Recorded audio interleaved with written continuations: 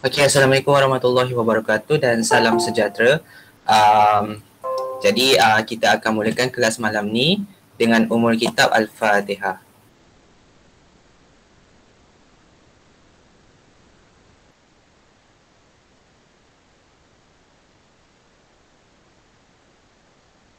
A'udzubillahi minasyaitonirrajim. Bismillahirrahmanirrahim.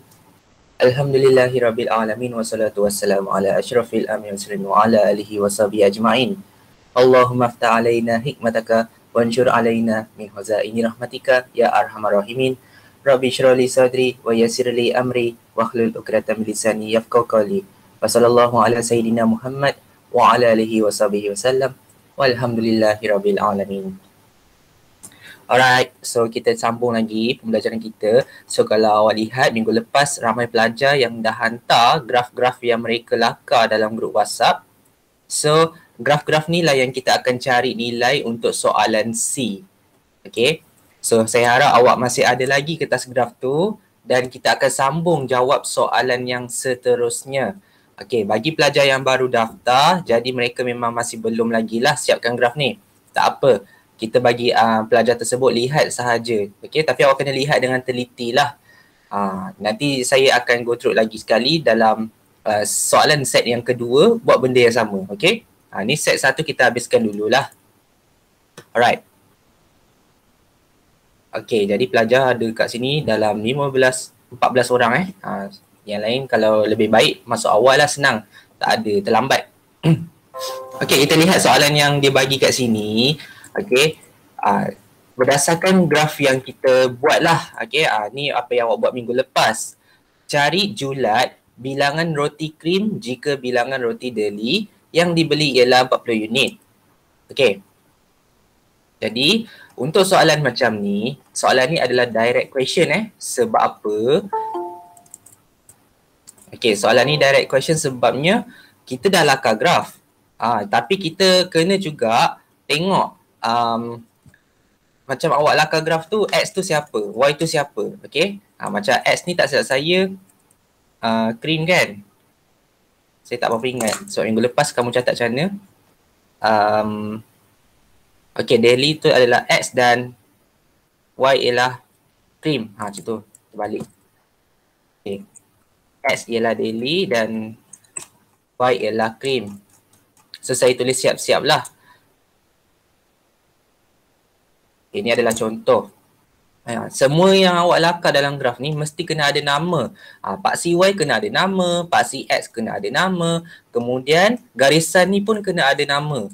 Garisan tu adalah alamak, saya kena buka nota minggu lepas. Okay, sekejap sebab nak bagi awak nampak. Okay, ni nota minggu lepas.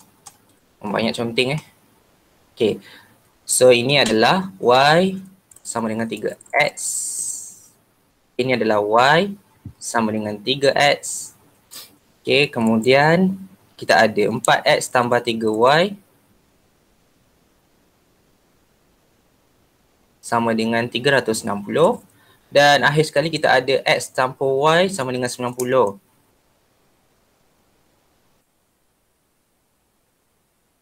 Okay, so nama-nama graf ni wajib awak, bukan wajib lah, dia macam harus awak tulis bagi nampak kemas bagi nampak kemas. Kalau tak tulis tak apa, jangan risau, dia tak ada tolak markah pun. Cuma kalau awak tulis nampak lagi better dan cantik Okay, sekarang ni graf ni juga melihat kepada apa yang awak lakar lah. Jadi kena guna pensel yang tajam, tak adalah tajam sangat. Dalam sedang-sedang gitu okay lah kan. Pensel 2B lah yang elok. Okay, so kita tengok kat sini, soalan ni dia cakap, dia suruh kita cari julat bilangan roti krim. Maksudnya, kita tak tahu pun julat bilangan roti krim tu berapa. Jadi, dekat sini diberi bilangan roti daily ialah 40 unit. Okay, so maksudnya pada Pak si X, pada roti daily ni, dia bagi 40 unit tau. Jadi Pak si X tu awak cari pada 40. X sama dengan 40.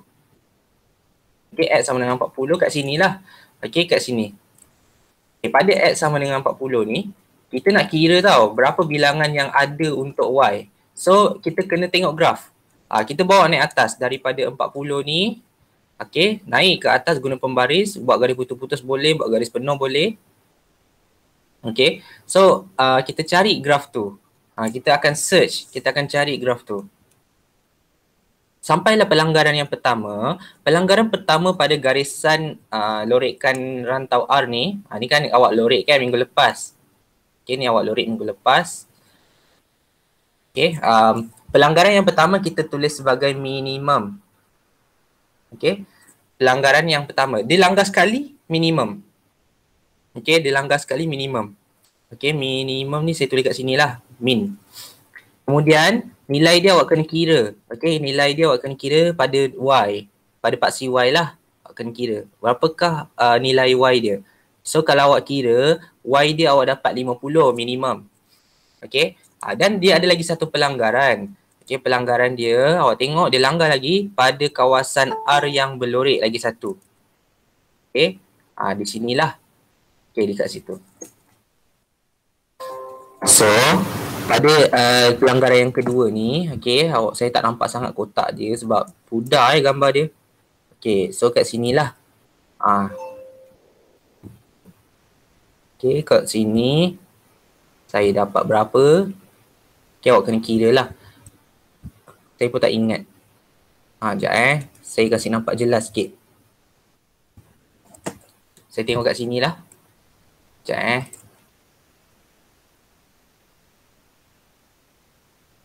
40 naik atas.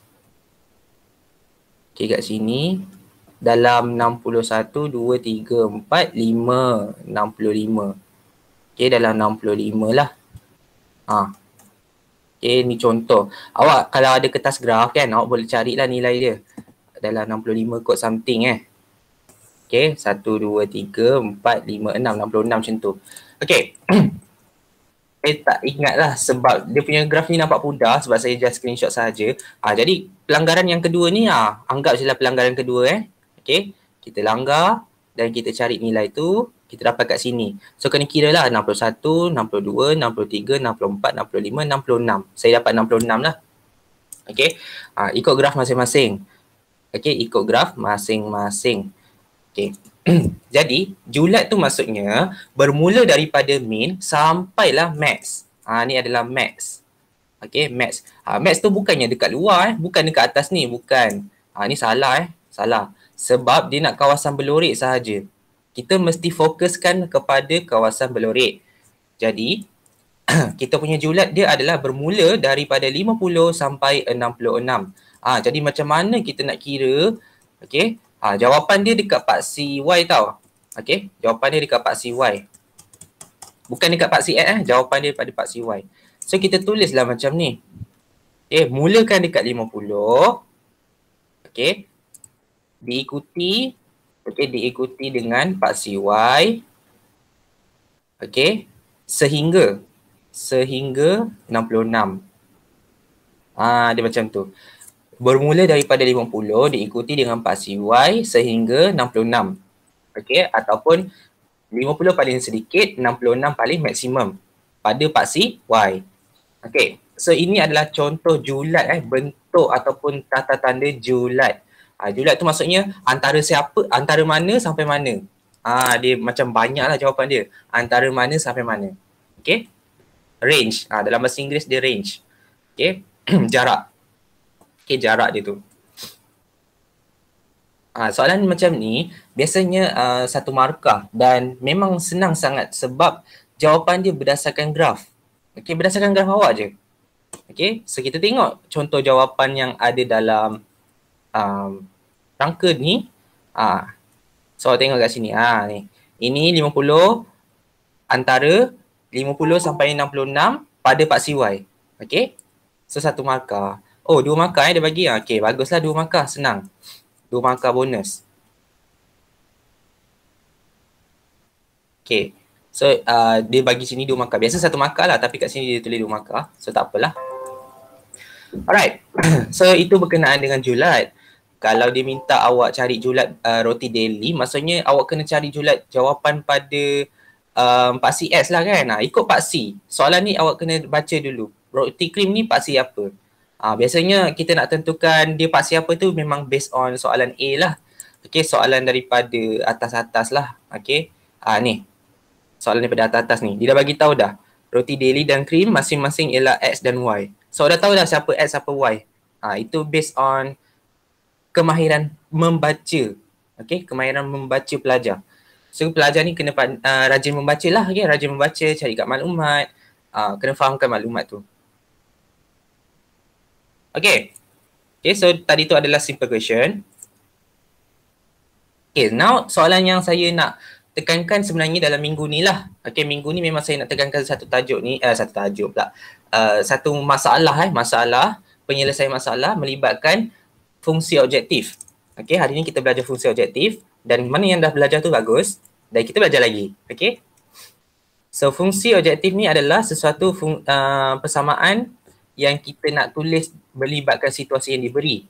Awak tak payah salin apa yang saya cakap. Okay, fungsi objektif ni maksudnya memang dalam soalan ni sendiri. Okay. Cerita dia pasal keuntungan sesuatu produk. Okay, keuntungan sesuatu produk. So, kita tuliskan fungsi objektif ni sebagai huruf K. K sama dengan apa? Persamaan dia apa? Okay. Biasanya cerita dia pasal harga lah. Macam orang kan nak berniaga mesti nak untung. Mesti ada melibatkan duit. Jadi duit ni kita tulis kat sini 20 sen dengan 40 sen setiap satu objek. Contoh daily ni kan. Daily ni adalah X dan krim ni adalah Y. Macam apa yang kita nampak baca daripada baca tadi tu daripada yang soalan atas tu. Roti daily ialah X, roti krim ialah Y. So kalau 20 sen ni memiliki roti daily dan 40 sen ni memiliki roti krim, jadi apakah persamaan bagi fungsi objektif yang awak boleh bina dalam bentuk RM? Tapi saya nak dalam point lah. Tak payah tulis RM, just buat persamaan biasa je. Nombor dengan huruf. Okay, apakah persamaan yang awak boleh bentuk daripada ni? Dia K sama dengan apa X tambah apa X. Apa X tambah apa Y. Maksudnya berapa nilai X campur dengan berapa nilai Y.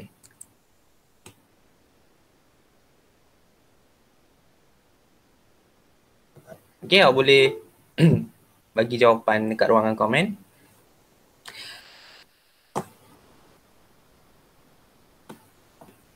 Okay, 20X campur 40Y. Okay, mostly ramai yang jawab macam ni. Good. Tapi itu awak ambil direct tau. Okay, awak ambil direct.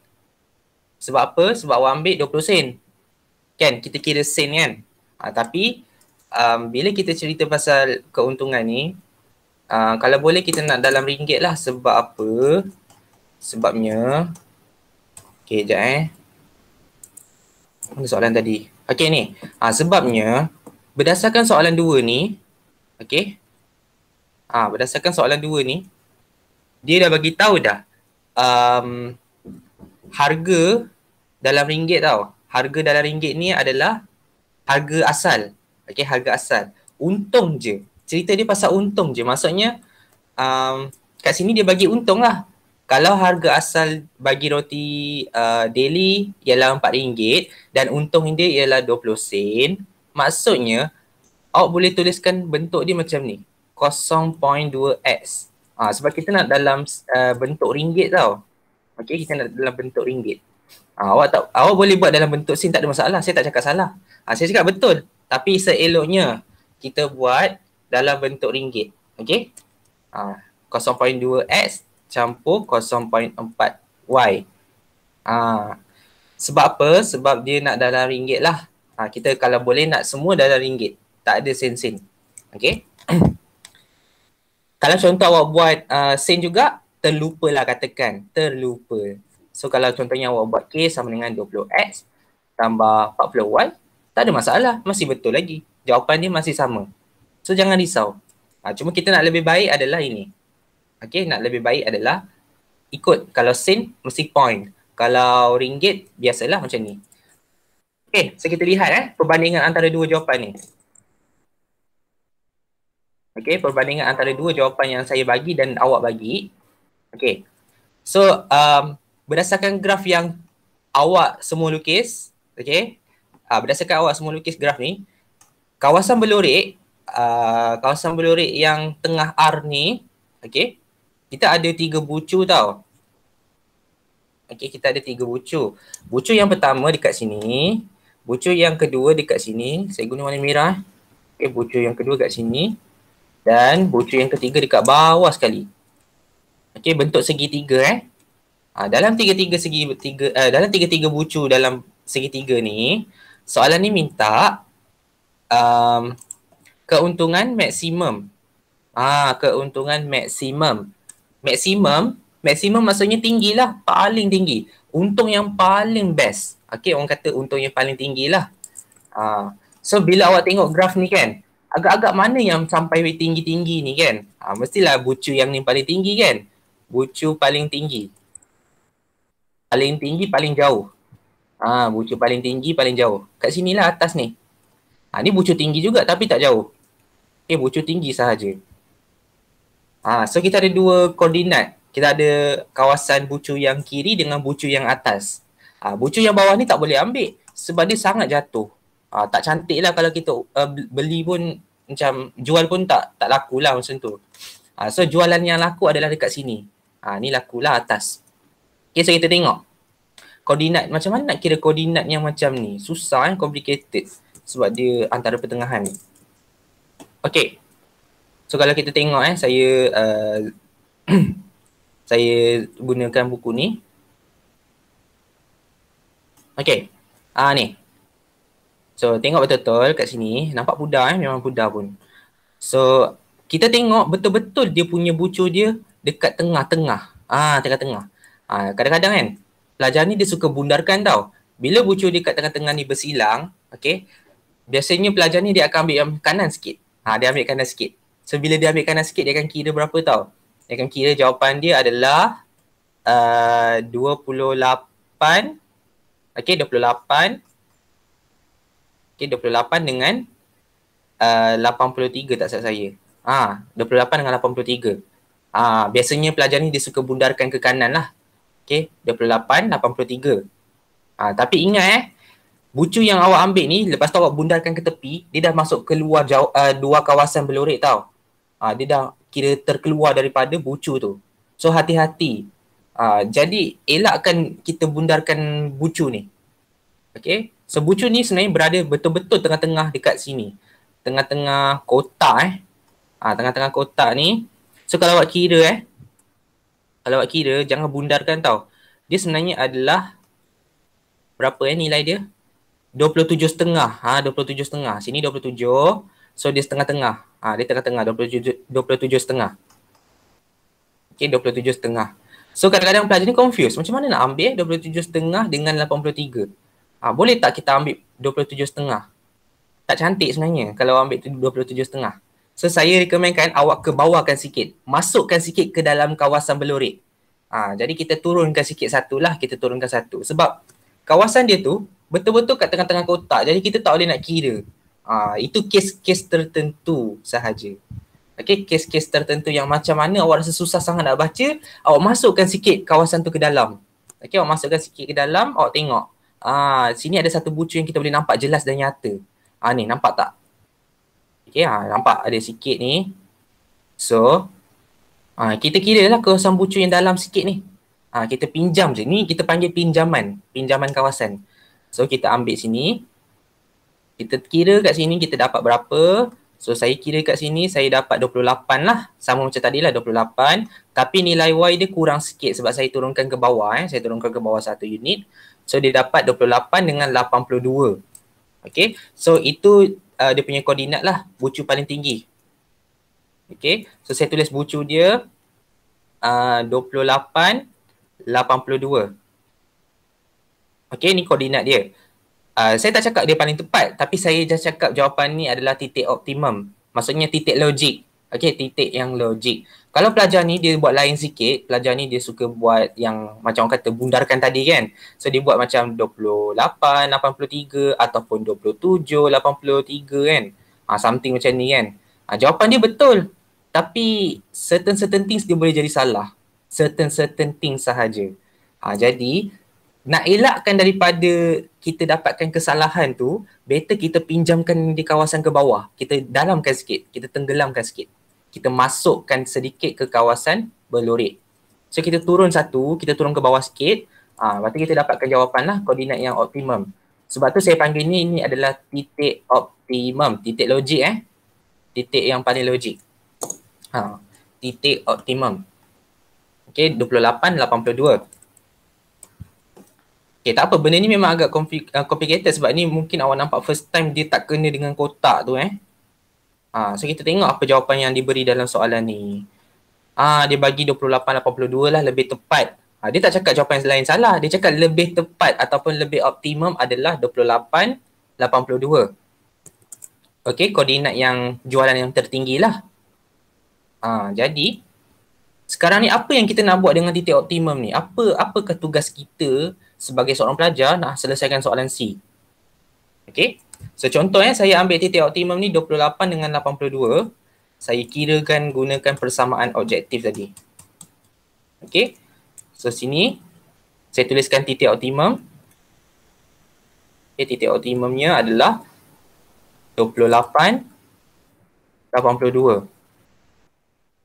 So kita kiralah gantikan X tu dengan koordinat X. Gantikan Y dengan koordinat Y. Maksudnya awak gunakan persamaan tadilah. K sama dengan 0.2 kali dengan 28 tambah dengan 0.4 kali dengan 82. Okay. Yang ni dalam bentuk RM Fungsi objektif ni dalam bentuk RM. Ringgit Malaysia. Duit. Okay. Ni dalam bentuk RM, ni dalam bentuk sen yang awak buat tadi. Kita nak bandingkan jawapan mana supaya awak nampak jelas. Jawapan awak dengan jawapan saya. Okay, so ganti je lah. Gunakan kalkulator. Okay, so saya buka sama-sama 0.2 kali 28 tambahkan dengan 0.4 kali dengan 82. Okay, kita dapat RM38.40. Ni dalam RM lah, terus direct 38.40 sen. Okay. Kalau contohnya awak buat macam tadi dalam bentuk sen kan. Okay, so kita pun kira lah macam biasa gantikan dengan 28. Okay, 40 gantikan dengan 82. Macam ni. So kira lah macam biasa. Okay, 20, 28 campur 40, 82. Okay, awak dapat 3,840. Jawapan dia betul, tapi ini mestilah ditulis dalam bentuk sen. Sebab tadi awak tak tukar pun sen kan. Jawapan dia mesti dalam sen kalau awak tak ubah lah. Yang itu mesti awak kena tahu. Jangan pula awak gata-gata tulis RM3,840. Memang salah lah kan. Jadi kalau awak rasa ini dalam bentuk sen, tulis dalam sen. Lepas tu pandai-pandai lah awak ubah dalam bentuk ringgit kan. Sama dengan RM 38.4. Pandai-pandai lah awak ubah. Nak tulis untung dalam bentuk sen okey, tapi zaman sekarang mana ada orang guna duit sen banyak-banyak macam ni. Orang guna duit kertas je kan. Duit kertas dengan beberapa duit shilling je. So awak better tukarkan dalam bentuk ringgit Malaysia. Okay. Alright, so itu berkenaan dengan penyelesaian soalan C sebenarnya. Soalan C ni bergantung kepada graf sahaja. Okay. So saya harap awak nampak contoh soalan C, dan soalan ni boleh aplikasikan dalam matematik. Sebab matematik pun dia akan tanya awak apakah fungsi objektif bagi ketaksamaan linear tersebut. Matematik moden sekarang ni pun dah moden sampai soalan ADMAT pun dia bedal. Saya harap awak boleh buat lah yang tu. Okay. Tapi ingat, kita fokuskan kat mana? Dalam soalan tajuk ni lah, tajuk pengatur cara linear ni. Kita fokuskan kawasan berlorik sahaja. Okay. Kalau dah terkeluar tu, bukan lagi kawasan jualan. Okay, so kawasan jualan dia mestilah kawasan berlorik sahaja. Okay, kawasan jualan dia adalah kawasan fokus. Ni, kawasan lorik-lorik ni. Okay. Alright, so saya harap awak faham lah. Kalau awak faham, tuliskan faham. Sebab saya rasa awak dah buat dah kan. Minggu lepas mungkin ada yang dah siap terus. Baguslah. Okay.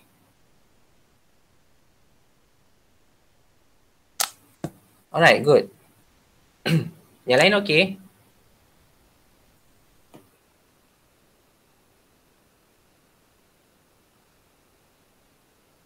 Alright, so boleh take note boleh buat catatan. Ni sedikit je maklumat dia, tapi 4 markah. So, dia boleh jadi macam ni je lah. Mostly macam ni. Okay, mostly macam ni lah bentuk soalan dia. Okay, so hari ni kita belajar apa? Fungsi objektif. Okay, fungsi objektif. Jadi fungsi objektif ni adalah melibatkan harga, melibatkan untung. So, awak kena faham konsep fungsi objektif. Okay, minggu lepas kita dah belajar konsep plotting graf. Minggu ni kita belajar pasal fungsi objektif. Okay. Kalau awak faham, okey lah. Alhamdulillah, bagus.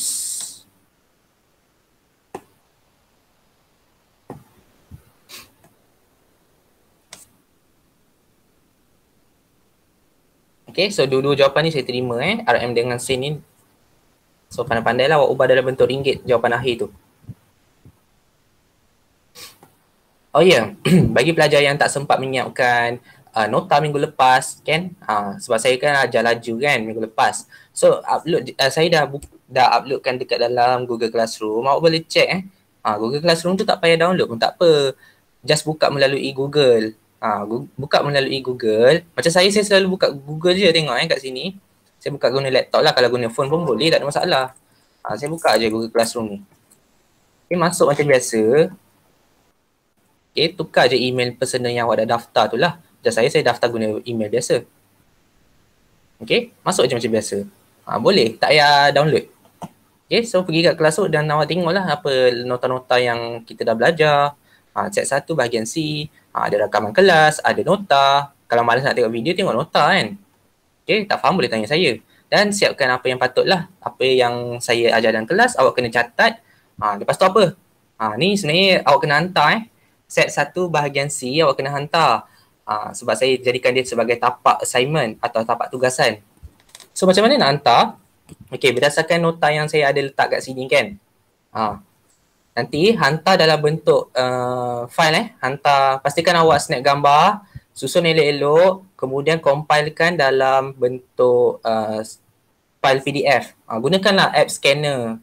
Gunakan app scanner, hantar tugasan lah. Apa soalan apa? Set 1 sahaja. Soalan set 1 untuk jawapan nombor indeks dengan yang ni lah. Minggu lepas punya ni, nombor indeks dengan minggu ni punya tajuk. Pengatur caraan linear. Okay? Termasuk graf sekali. Hantar gunakan app scanner. Compile jadi satu graf biar nampak kemas. Okay? Kalau tak siap lagi, awak boleh siapkan lah dalam tempoh seminggu ni. Sebab nanti sesi yang seterusnya kita nak masuk kepada set 2. Okay? Soalan bahagian C ni memang santai-santai je belajar.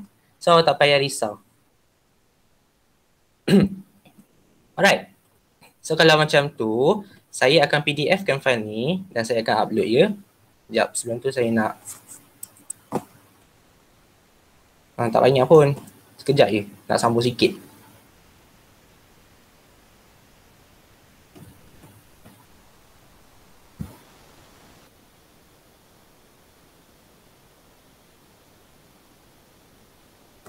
Okay, ni part 2 lah Alright. So kalau tak ada apa-apa pertanyaan, saya nak ambil kehadiran lah. Okay, sekejap je kan kelas. Lihat dulu.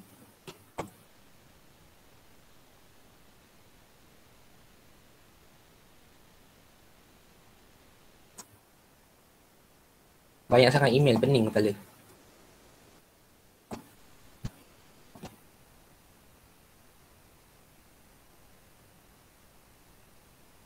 Okay, so awak boleh ambil kehadiran melalui link yang saya bagi dekat dalam Google Meet ni.